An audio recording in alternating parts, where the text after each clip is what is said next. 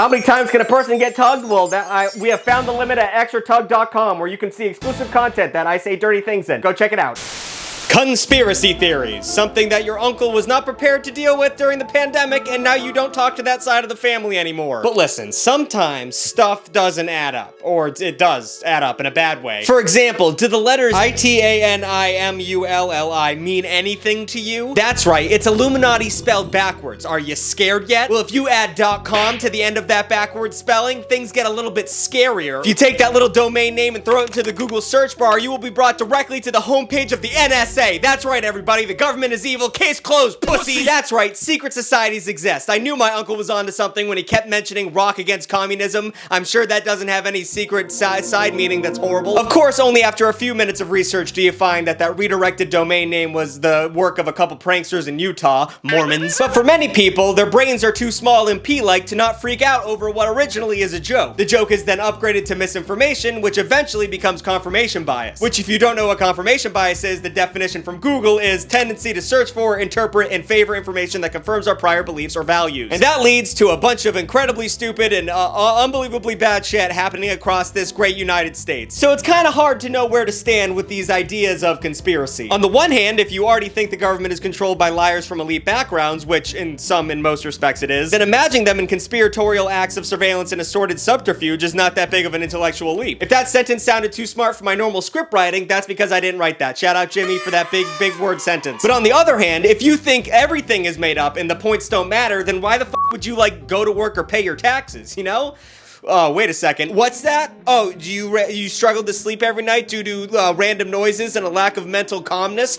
What a silly thing to say. You're telling me you're not getting sleep because of your crushing anxiety due to the lack of a work-life balance and also your sort of snoring roommate who refuses to buy a CPAP machine? That's why you can't sleep? Well, I'm not here to call anyone stupid, but you know, since the Ozlo sleep buds are on the market, you obviously haven't done your research. Ozlo sleep buds are scientifically created to fit perfectly in your ears so you can sleep on your side or in any position and there'll be no discomfort and they won't fall out at all. And the battery lasts for 12 hours, so you can sleep soundly all night, sugar plum fairies dancing in your head while you listen to some true crime podcast garbage. Oh, and also, last time I forgot to mention, there's a lot more science going on in these sleep buds than I let on. They also have biometric sensors in the sleep buds themselves, so they know when you're sleeping, like Santa. But unlike Santa, it takes all this data and information and takes whatever you were listening to and switches it over to masking sound so you sleep without any interruptions, which is beautiful and perfect. I love this product. I love this product so much that I put their logo on my livery in iRacing, which means very little to the average man, but if you know, Ozlo should know that that's a huge deal and they should be proud. They also wanted me to hold and show the product like I did in the last ad, but I literally left the Ozlo sleep buds at my parents' house because I used them to sleep through my dad snoring and then my mother stole them from me. So the product is so good it'll turn your mother into a criminal, so that's cool. So thank you to Ozlo for sponsoring this video. Click the link in the description or the QR code on screen to get the best sleep of your life. Huzzah!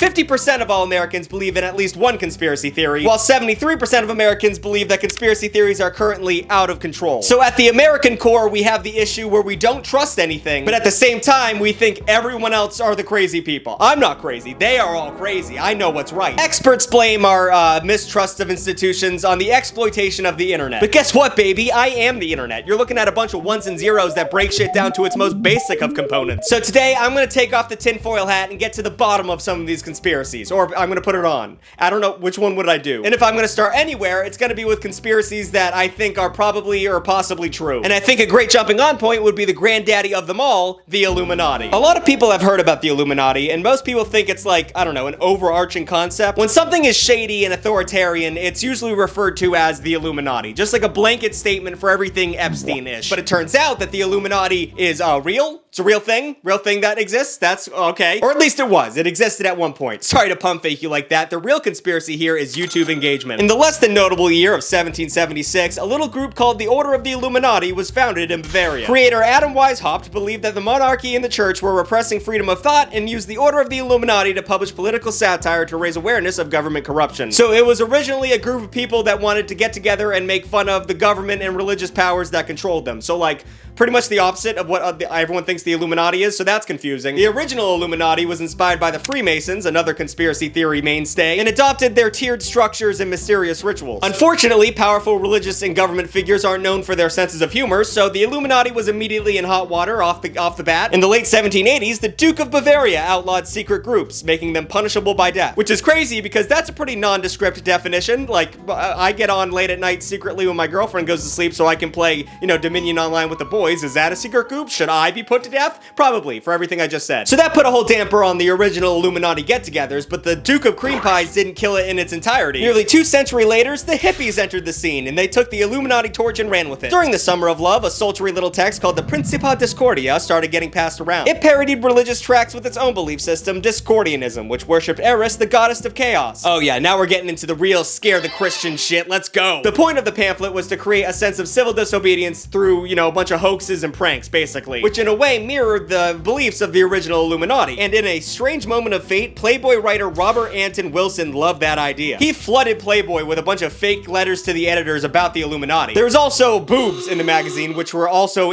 probably more interesting than what he was doing, but I can't talk about the boobs because this is YouTube. Chris, go ahead and put down the image of Extra Tug so people know I talk about boobs over there. Thank you so much. Eventually, Wilson went away and co-wrote a standalone book called the Illuminatus Trilogy, a book that would attribute government secrets like cover-ups and other evil shit to the made-up secretive group of the Illuminati. But if we zoom in on the cover of the book here, you'll notice a little quote at the top from the Village Voice. The ultimate conspiracy book, hilariously raunchy, and the biggest sci-fi cult novel to come along since Dune. You know, sci-fi, science fiction, people didn't get that part. They didn't understand this was a joke. When they wrote this book, they apparently did too good of a job with their satire and world building because people took the bait hard as f. As the 21st century approached, ideas like the Illuminati and the New World Order became less satirical and more like a convenient explanation of growing inequality and subsequent feelings of powerlessness. Now, it's reasonable to look for a scapegoat nowadays because things are unbelievably shitty no matter what side of the aisle politically you lay on. The richest 1% have more than the bottom 99%, and it doesn't seem like one government representative gives a shit about that fact. There's also like the Supreme Court deciding that political free speech includes getting bribes, which that's a real thing and that no one's talking about that really. And with all that going on, it's so fucking stupid to believe in the Illuminati, honestly. Listen, I get that it's fun to think that there are a secret group of people pulling the strings and making things get worse over time for their own financial benefit, but in reality, there is no secret group of people. We know who the people are. They're not trying to hide. Elizabeth Warren has made more money off of insider trading than fucking Warren Buffett. And everyone in Congress always votes against term limits and they always vote against the interest of every American person. And that's just because all of them want power and all of them want money. And they're all right there. You can see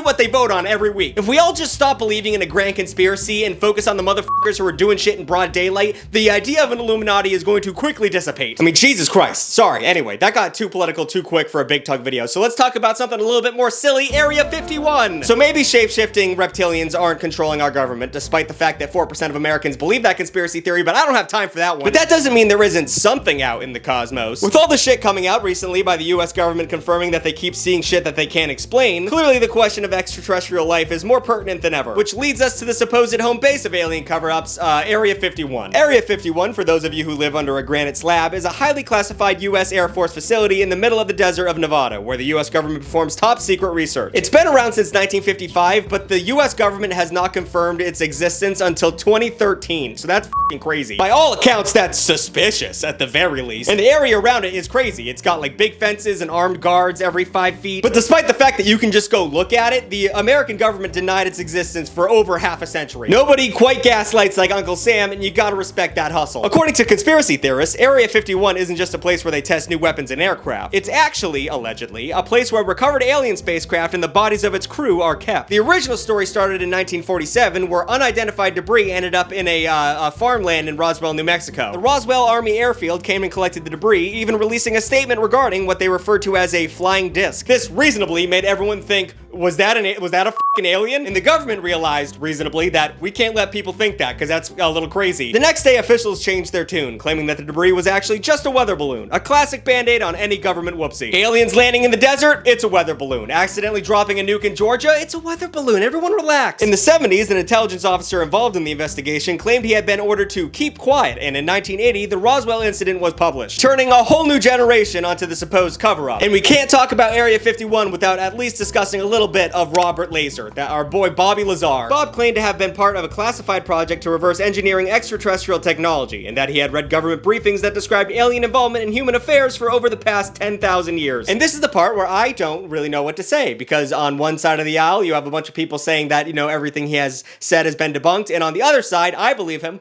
I believe Bob Lazar. I don't know, make up your decision for yourself. Go watch an interview with him. Go watch the Joe Rogan he got on, and Joe Rogan doesn't mention trans people in that one, so you're safe. But after decades of debate and denial, the plausibility of Area 51 came back into the mainstream after a bunch of weird shit started happening. In 2023, 3 military veterans testified at a congressional hearing about UFOs. They claimed that the US government operated a secret multi-decade reverse engineering program of recovered vessels, and they also claimed that non-human biologics have been recovered from alleged crash sites. This came on the heels of the release of declassified videos showing UFOs, now known as unidentified aerial phenomena, which, weird time to rebrand UFOs, but I'm not the government, so what would I know? So does this mean that Area 51 actually picked up an alien spacecraft and was testing that shit in the desert? Hey, well, it doesn't not mean that. But also, if the US government has been reverse engineering alien technology for the last 7 decades, how come I haven't seen any of that shit? How come you guys haven't been giving that to the people? I mean, for f***'s sake, the closest thing we've had to alien technology in the past 70 years is like, I don't know, the Fushigi? It's here. It's wild. It's sweeping the nation. It's Fushigi!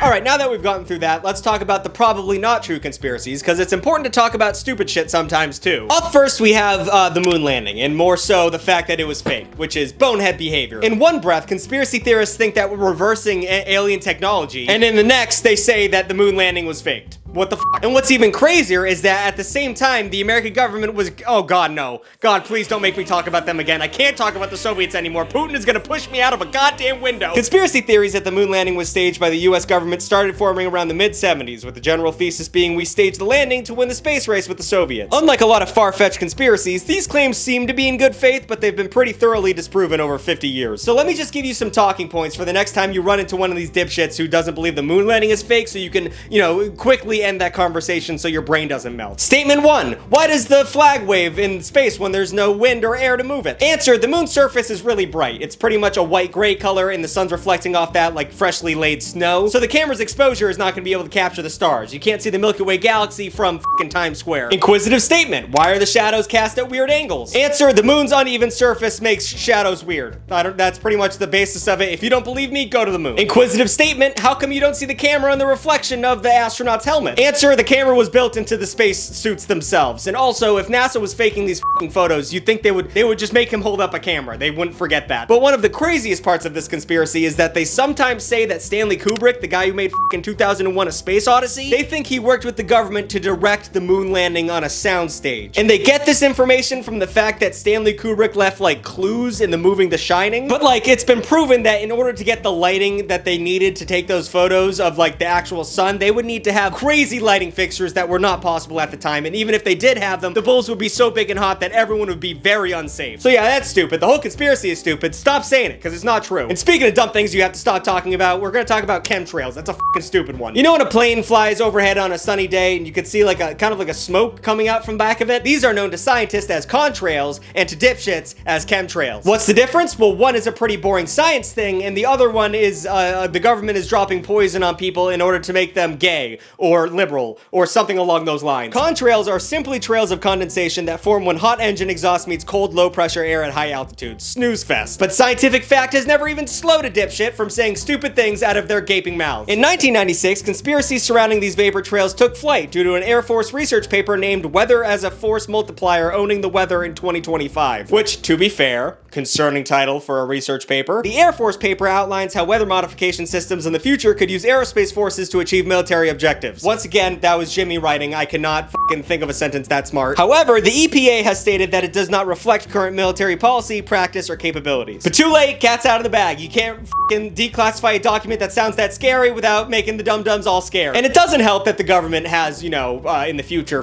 up the sky several times. I mean, for instance, during the Cold War, god damn it, the US and British governments conducted mock chemical warfare attacks, subjecting hundreds of thousands of people to zinc cadmium sulfide, a chemical thought to be non-toxic. But oopsie doopsie, turns out repeated exposure to that chemical creates cancer. So, bro, I don't know why you would use that specifically. Why not just use like water or something? But just because the government historically up does not mean it's a conspiracy. Because like, have you ever been up on a plane? Gets cold up there, guys. It gets real cold on the outside of airplanes. And then have you ever like breathed your hot breath out in the cold winter air? Does it make a little smoke? Okay, then the conspiracy debunked. Speaking of nincompoops, let's talk about 5G, the dumbest thing ever that people are afraid of. 5G conspiracies are the new kids on the block. Because it's a new thing, people are going to fear it. They did it with rock music, and technically they did it with Jesus and his whole vibe. And let's face it, you don't know how 5G works. I don't know how 5G works. I don't know how Bluetooth works, or Wi-Fi, to be honest. Honestly, I don't even really fundamentally understand a toaster. And unless you're a nerd in the comment section writing out a paragraph trying to explain to me how those things work, which I will not read because reading makes me sleepy, then you don't understand vital aspects of technology. And that's okay. It's actually pretty normal to not understand how everything works in this modern era. It's like access to all information because of the internet makes everyone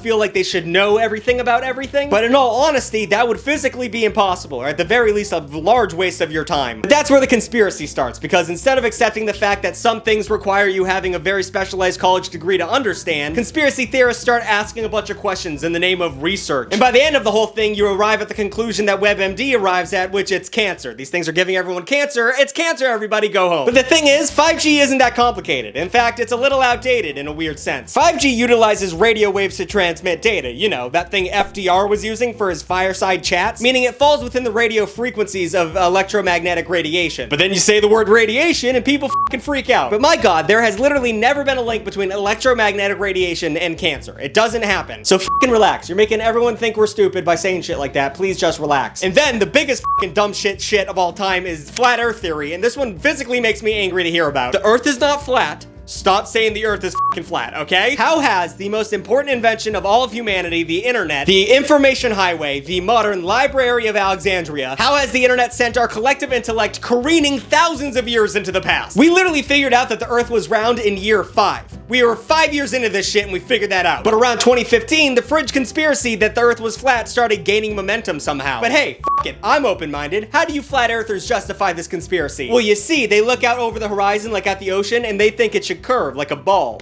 and it doesn't. So the earth is flat? Are you guys fucking idiots? I mean, first of all, the horizon does curve. That's when you see a ship go over the horizon and it disappears. It went around the earth, around, like a round ball. And since the basis of their belief is fucking moronic, they have to come up with a bunch of other shit to explain all the other things going on. They think Antarctica is not a continent. They think it's an impenetrable wall that goes around the entire disk of Earth, I think. And you know the other planets in the solar system? Those are spheres. Those are orbs. Those are globes. But the Earth is not. For some reason. But how could such a patently false, thoroughly debunked conspiracy gain momentum? Well, in all honesty, you've been believing everything I've said so far, and I'm a charismatic dunce, so we're both part of the problem here. Many people who believe this theory claim that YouTube introduced them to it. And they started out watching conspiracy videos, and then the algorithm did its thing and fed them more and more and more conspiracy videos. And now we have people believing shit that the Pilgrims thought was asinine. What the fuck is going on? Now, all that being said, I have to throw some goodies at the conspiracy theorists because sometimes this shit turns out to be true. For example, we have the Canadian gaydar. That's a real thing that happened. In 1961, the Canadian government hired Carleton University professor Frank Robert Wake to develop gaydar. And no, this isn't anything other than what you think it is. It is exactly what you're thinking. A machine that can sniff out a gay man like a drug dog at a gay pride parade. Of course, at the time, they didn't call it gaydar. That would be too uncouth. No, they decided to call it the much more offensive fruit machine. That was the actual title they gave it. Fruit machine. These officials believed homosexuals had character weakness which made them disloyal and easily manipulated. Basically, they thought communists were gay. They thought that's what that was. And I mean, the first half of that was demonstrably false, but also gay communists? That's like 90% of Williamsburg. Wake experimented by forcing subjects to look at same-sex smut while measuring how much their pupils dilated. And I mean, I'm not an expert, I'm not a professor, but if I were to measure something on a male's body to see if they were turned on by gay smut, wouldn't be the pupils. Seems like he missed a huge objective there. But also, he probably thought if he was going to be measuring penises, that would make him gay and therefore a commie, so he probably avoided that. Obviously, the fruit machine was abandoned and didn't work, but the study and the prevailing ideas that were behind it cost hundreds of people their jobs and fed into the culture of homophobia while sowing seeds of distrust amongst the population. So way to go, Canada. You guys are supposed to be cool and you're fucking up. And then we have Project Sunshine. That sounds fun. I'm sure that's not going to be horrible at all. In 1955, University of Chicago professor Dr. Willard Libby was in charge of Project Project Sunshine. His goal was to measure the amount of radioactive isotopes that were being absorbed by humans because of nuclear testing. Simple enough. How does this go wrong, you wonder? Well, he claimed that there was huge gaps in his data because it was hard to obtain human samples, particularly samples of children. Uh-oh, is that the comic book level mad scientist alarm going off? That's f***ing why is that doing that? So not only did he say he needed an ample supply of radiated children, but also motherfuckers listened to him. Over 1,500 samples were gathered, and by samples I mean body snatchers. People were digging up dead bodies. Shout out to the mad scientist video I made earlier about the body snatchers, but you guys didn't watch that one. It didn't perform, so I don't blame you for not knowing what I'm talking about. They were taking dead bodies, cadavers, and most of them were babies or children. And then in 1960, Libby would win the Nobel Prize in Chemistry. Did I mention these things make people distrust the government? And there's just so much shit that turns out to be actually true, and it's all f***ing super f***ed up. Listen, the government is lying to you. We all know that. We all know the government lies all the time. And yes, rich people control everything. We know these things. But don't let that fool you. Most of the conspiracies are bad and not good, and they make people look stupid. But no matter how much information there is to debunk it, people end up just not caring. Like that one poster you saw in a dorm room, I wanna believe. So enjoy your theories. Just know that you look like a dipshit when you bring up these theories in high school in the back of your mom's friend's sedan. New videos every Wednesday and Saturday. Like, comment, and subscribe. Shout out to the Extra Tuglets for supporting me over on extratug.com. They get to see a bunch of videos that I am not allowed to post here, and also a bunch of other goodies. And now we're gonna play a replay of me f***ing up one of the lines in this video. I couldn't say Willard Libby for the life of me. In 1955, University of Chicago professor Dr. Willard Libby. In 1955, University of Chicago professor Dr. Willard. In 1955, University of Chicago professor Dr. Willard This is crazy. Willard Libby.